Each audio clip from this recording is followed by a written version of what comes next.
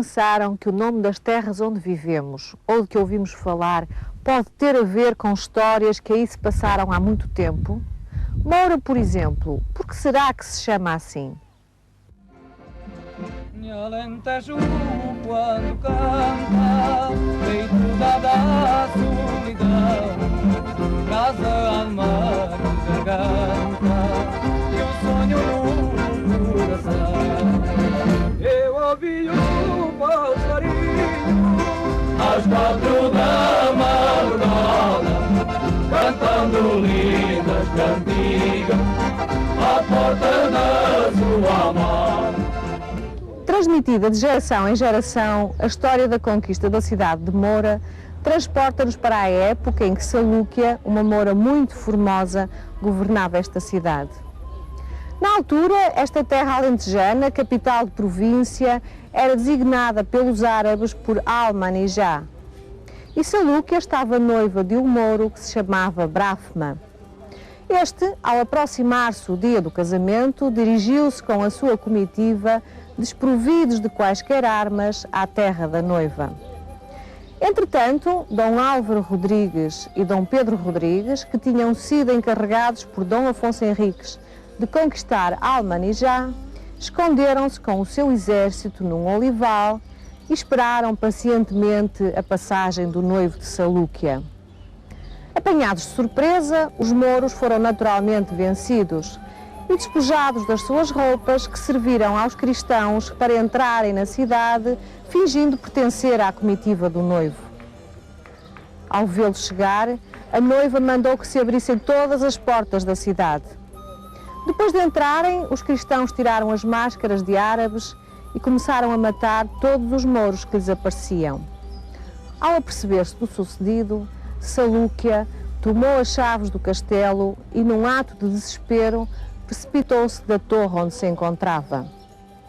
Depois da conquista da cidade pelos cristãos, Álvaro Rodrigues, em homenagem a Salúquia, proclamou que esta cidade passaria a denominar-se a Vila da Moura, cuja representação ainda hoje está presente nas armas da cidade. Mas afinal, quem eram estes mouros? E de onde vieram? E o que vieram eles fazer à Península Ibérica? Vamos saber. Os mouros eram habitantes da Mauritânia, no norte de África, e que, integrados num grande império, vieram a participar na conquista da Península Ibérica. Esse império tinha sido formado a partir de uma zona longínqua, a Arábia. Esta grande península do continente asiático tem extensas áreas desérticas, sendo por isso pouco fértil. Os seus habitantes praticavam a pastorícia nómada, isto é, andavam de terra em terra, apacentando cabras e carneiros. A posição geográfica da Península Arábica, entre a Ásia, a África e a Europa, levou também a que os árabes que aí viviam se dedicassem ao comércio, comprando e vendendo diversos produtos de regiões distantes. Os que se dedicavam ao comércio percorriam grandes distâncias, com cavalos ou em caravanas de camelos. Os árabes foram também grandes matemáticos, astrónomos, geógrafos, médicos e filósofos. A partir do século VII, depois de Cristo, os árabes lançaram-se à conquista de terras mais férteis e novas riquezas. Procuraram também espalhar a religião muçulmana, fundada por Maomé. Por este motivo, normalmente aos árabes e mouros chamamos muçulmanos. Acreditavam num Deus único e consideravam legítima a Guerra Santa, em que combatiam os povos que não fossem fiéis a Alá, palavra que em árabe quer dizer Deus. Construíram assim rapidamente um grande império que punha em comunicação regiões muito diferentes nos recursos naturais e nos modos de vida, e que era percorrido por rotas comerciais terrestres e marítimas, por onde passavam sedas da Pérsia, trigo e linho do Egito, porcelanas da China, ouro de Tombuctu, marfim e escravos da Etiópia, especiarias e pedras preciosas da Índia. Em 711, os exércitos muçulmanos entraram na Península Ibérica pelo Estreito de Gibraltar. Já sabemos então que os árabes pretendiam alargar o seu império e espalhar a sua religião e que chegaram à Península Ibérica em 711. O facto de possuírem uma cavalaria ligeira e rápida nos ataques facilitou-lhes a entrada na península por terrenos planos como este onde nos encontramos. Para além disto, a divisão existente entre os povos peninsulares levou a que, em apenas 5 anos, os mouros dominassem quase toda a península. Foi em 716 que os árabes derrotaram o último rei visigodo. Depois desta derrota, os cristãos que se refugiaram nas Astúrias começaram a organizar a resistência.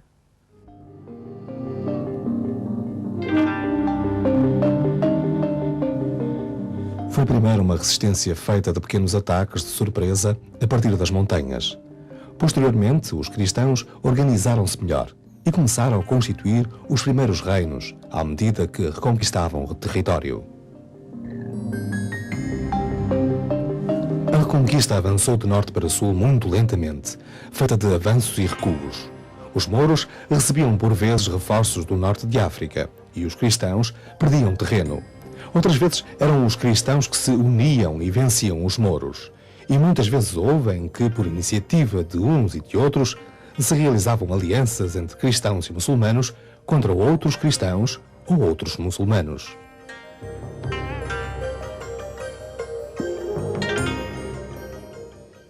Constituíram-se assim duas comunidades de costumes muito diferentes. A norte, as comunidades de cristãos organizados nos reinos de Leão, Castela, Navarra, Aragão e Catalunha, vivendo da agricultura e da criação de gado, como sendo indispensável. Era um mundo de pequenas aldeias, quase sem cidades.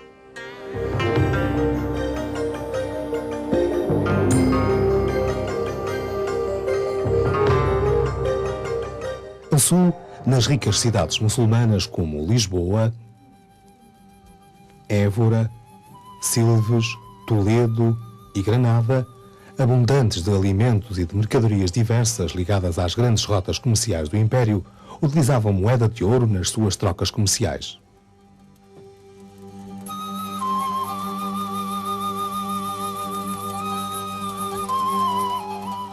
Os muçulmanos estavam habituados a tirar do deserto a pouca água que este tinha.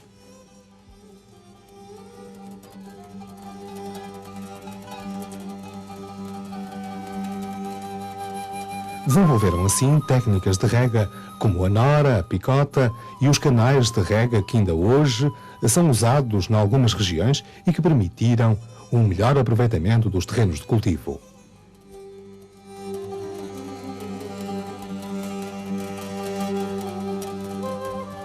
Nesses terrenos, os árabes experimentaram novas culturas, algumas delas até ali desconhecidas no Ocidente. Já pensaram, por exemplo, que nem sempre existiram laranjas no nosso território? Pois é. A laranjeira, tal como o limoeiro, o arroz, a cana-do-açúcar, são exemplos dessas culturas. Desenvolveram também o cultivo da amendoeira, da alfarrobeira e da figueira.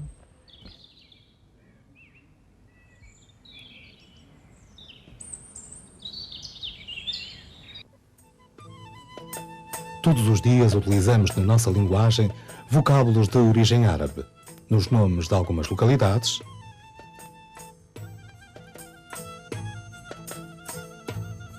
em produtos agrícolas e em termos ligados ao comércio.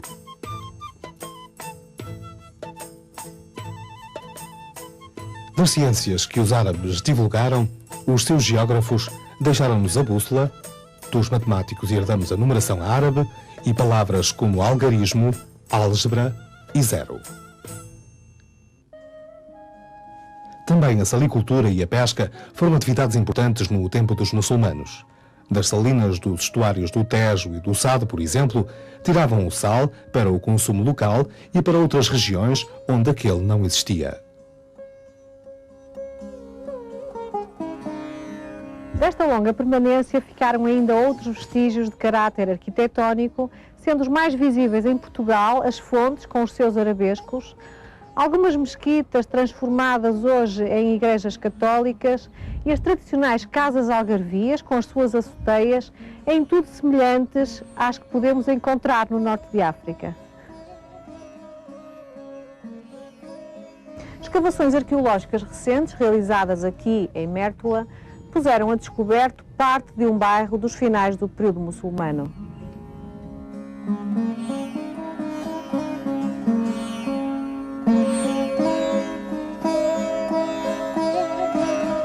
Nesta rua, que é uma zona que está limitada por várias casas, temos aqui o acesso a uma delas, que nós ainda não conhecemos em pormenor porque está numa zona ainda por escavar, e temos aqui a entrada de uma outra que já foi integralmente escavada. Temos aqui a soleira da porta, depois um pequeno compartimento, que estava aqui delimitado por uma parede, e deste compartimento tinha-se acesso a um pátio descoberto, pátio esse que ocupa cerca de um quarto do espaço da casa.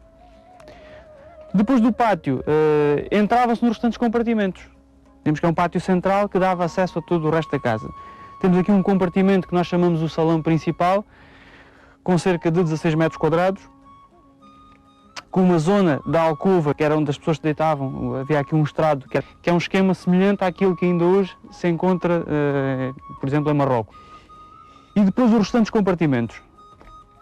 Aqui, nesta ponta, era a latrina, com a respectiva canalização que depois ligava um esquema de canalizações subterrâneas que passava por debaixo desta casa e de uma outra que está anexa.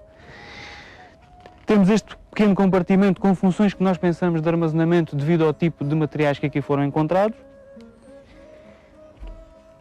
E finalmente aqui a cozinha, com uma área de entrada mais vocacionada também a partir dos materiais encontrados, mais vocacionada para a conservação, para armazenamento de géneros alimentícios, e uma outra que era a zona de fogo, onde ainda temos o resto da lareira aqui nesta esquina. Esta casa tem cerca de 70 metros quadrados, tem a mesma área de uma outra que está anexa, que é a casa número 1, e tem um esquema que se repete também nesta casa. Embora a compartimentação seja obviamente diferente, a modulação acaba por ser semelhante. Todas elas têm a cozinha, têm a latrina, têm salões e têm obviamente o pátio central descoberto.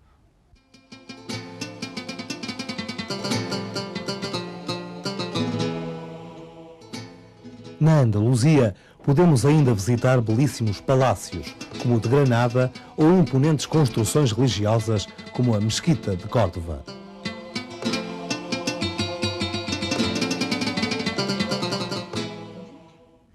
Os 800 anos de permanência muçulmana na península influenciaram bastante a população. Prova disso é a existência de pátios de origem árabe em algumas casas do sul e o facto de terem chegado até nós lendas ligadas aos muçulmanos daquele tempo que se contam ao longo de todo o país. Pode-se assim dizer que, assim como os romanos, os árabes contribuíram para a caracterização da Península Ibérica, onde vai nascer um novo reino chamado Portugal.